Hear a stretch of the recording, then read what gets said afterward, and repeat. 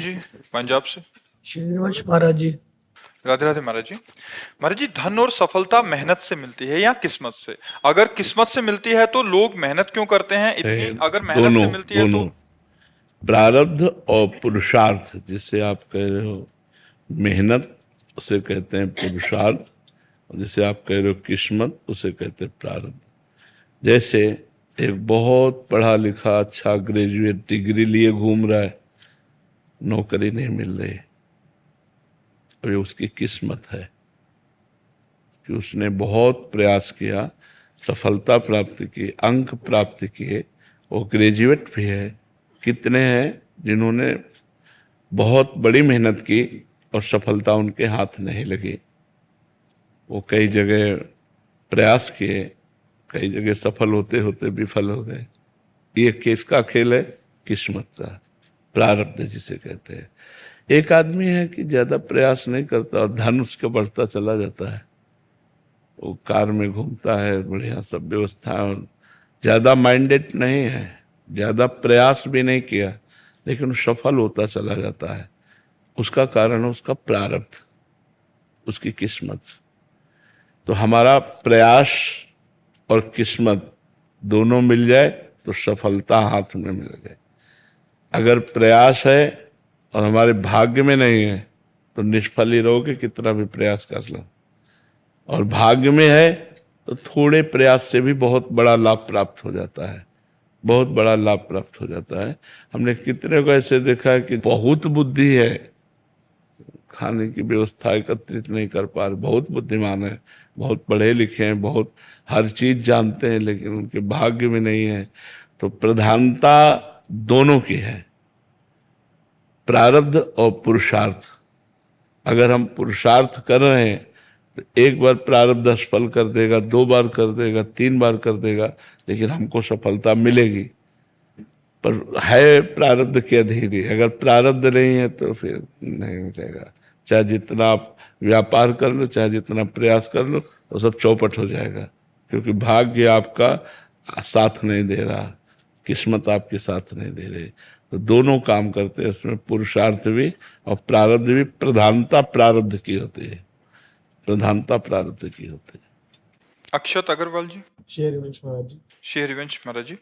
महाराज जी, अभी आपने एक एकांतिक वार्तालाप में बताया था कि श्री जी के विग्रह सेवा लेते समय मोल भाव नहीं करना चाहिए, परंतु महाराज जी इस एकांतिक वार्तालाप के 1 वर्ष पूर्व हमने जयपुर में जुगल जोड़ी लेते समय बहुत मोल भाव किया था, तो अभी बहुत ग्लानि हुई उस बात को सुन के। अब हम क्या करें महाराज जी? नहीं, कोई बात नहीं, आगे से ध्यान रखे, जो चीज बीत गई उसमें क्या। भाई देखो, अगर हम भगवान मानते हैं कि हम भगवान को ले रहे हैं, अपने प्रभु को ले रहे हैं, तो वो ऐसा नहीं कि 1 करोड़ बोल देंगे। 10-5 हजार ऊपर नीचे, मान लो 35,000 उनकी न्यौछावर है तो 50,000 आपसे बोल देंगे, चुपचाप 50,000 निकाल के दे देंगे। हमें प्रभु मिल रहे हैं ना, प्रभु की 50,000 रुपया कीमत है क्या? हमारे प्रभु तो अमूल्य है, उसने निर्माण किया है, तो न्यौछावर मांग रहा है तो उसको दे देते हैं। तो ऐसा नहीं होगा कि 35-50 हजार की चीज को वो 2 लाख 4 लाख बोले, ऐसा भी नहीं होगा। वो एक लिमिट होती है जिसमें वो 2, 4, 10,000, 15,000 ऐसे, तो हमको उसमें मोल भाव नहीं करना चाहिए। ठाकुर जी में मोल भाव नहीं करना चाहिए। ये हमारी श्रद्धा का विषय है, ये भावना का विषय है, इसमें मोल भाव नहीं करते। अगर हमारे पास हैं तो है, नहीं मुझसे ईमानदारी से बता देते हैं कि देखो आपने 50,000 तो कहा, पर हमारे पास 40,000 है, अगर आप कृपा करें दे दे तो आप दे दे, नहीं फिर कभी हमारे पास होंगे तो हम प्रयास कर लेंगे। वो क्या, उसमें कपड़े की तरह, वस्तु की तरह मोल भाव ठाकुर जी का नहीं करना चाहिए ऐसा। महाराज जी, लक्ष्मी जी का एक बार मूर्ति में से टूट गई दिवाली में लेते हो, उसके लिए पछतावा होता है। लक्ष्मी जी की मूर्ति दिवाली पे टूट गई तो उस पर अभी बड़ा पश्चाताप हो रहा है। ना ना ना ना ना ना ना, इसमें नहीं। देखो, जो पंचभूतों से निर्माण है, चाहे ये शरीर हो चाहे विग्रह हो, वो खंडित होगा, पक्का समझो। चाहे ठाकुर जी का हो चाहे हमारा हो। आज नहीं तो कल मान लो गोद में ठाकुर लिए जा रहे, पैर फिसल गया, अब ठाकुर जी का हाथ टूट गया, कोई बात नहीं। अगर हमारा बहुत प्रेम है तो जैसे हमारा हाथ टूट जाए तो हम डॉक्टर के पास ले जाते हैं, ऐसे कर। तो हम जहाँ ठाकुर जी का निर्माण होता है उन दुकानों में ऐसे वो पदार्थ होते हैं जिनके लगा देने से जुड़ जाएगा हाथ, वो करवा लेना चाहिए। और अगर ऐसा है कि हम परिवर्तन कर लें तो यमुना जी के किनारे समाधि दे दे और फिर नवीन ठाकुर विराजमान कर ले। दोनों बातें हैं, वो अपनी निष्ठा की बात है, अपनी भावना की बात।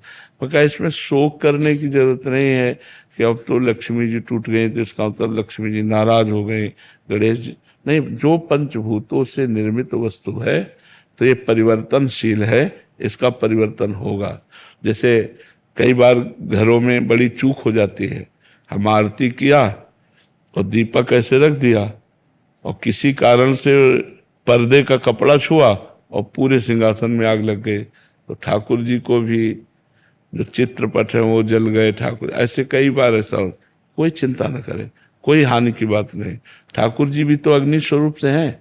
अब हम नवीन निर्माण करके और शोभा बनाकर भगवान को विराजमान करते हैं। महाराज जी एक नया विग्रह मैंने किया था, जो कोने में हल्का सा टूटा हुआ था, और फिर उसके लक्ष्मी पूजा में हम लोग गणेश जी का लक्ष्मी जी का पूजा कर रहे थे, तो यह जो थोड़ा सा टूटा हुआ था उसकी वजह से कुछ पाप वाप ऐसा कुछ लगेगा? कुछ नहीं, भाव से करो, भगवान भाव से। गांव में देखा है देवी इतनी इतनी बटिया रखी रहती हैं, जी महाराज। हम उन्हीं से आशीर्वाद प्राप्त कर लेते हैं। तो गांव में देवी नहीं होती, सबके गांव में होती है देवी कि वो पिंड रखे हुए हैं, अपन उन्हीं की बलिहारी जाओ पूजा किया और उन्हीं से सब आशीर्वाद मिलते हैं। देखो सर्वत्र भगवान विराजमान है। हमारी जहाँ भावना बनती है, हमारे भारत में तो बहुत पवित्र भावना है कि एक गाड़ी लेते हैं तो उसकी पूजा करते हैं।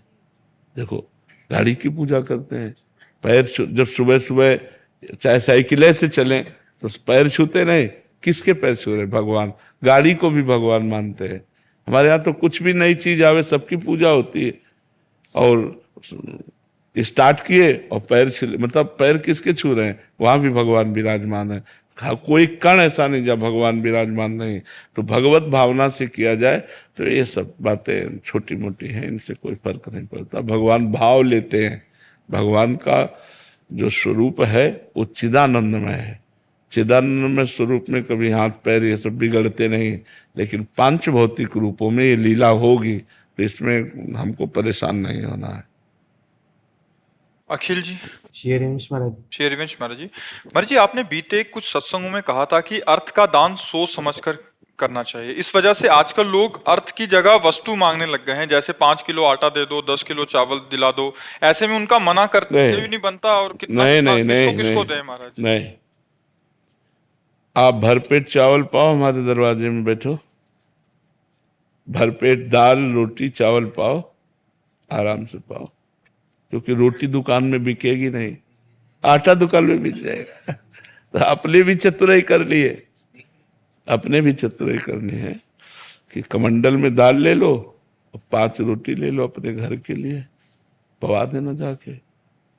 आपको रोज चाहिए तो रोज आओ, 2 रोटी 4 रोटी दे देंगे, लेकिन हम आपको तौल के आटा नहीं देंगे, क्योंकि वो आटा उधर तौल जाएगा जाके। तो बड़ी समस्या है दान देने में भी, दान देने में भी बहुत सोच समझ के। तो जैसे कुछ लोगों का ये व्यापार ही होता है, वो पहनते नहीं, पहना भी दो ना तो थोड़ी देर बाद वो नहीं मिलेगा। तो हमारी समझ में खवा पिया दे, इसमें कोई परेशानी नहीं है।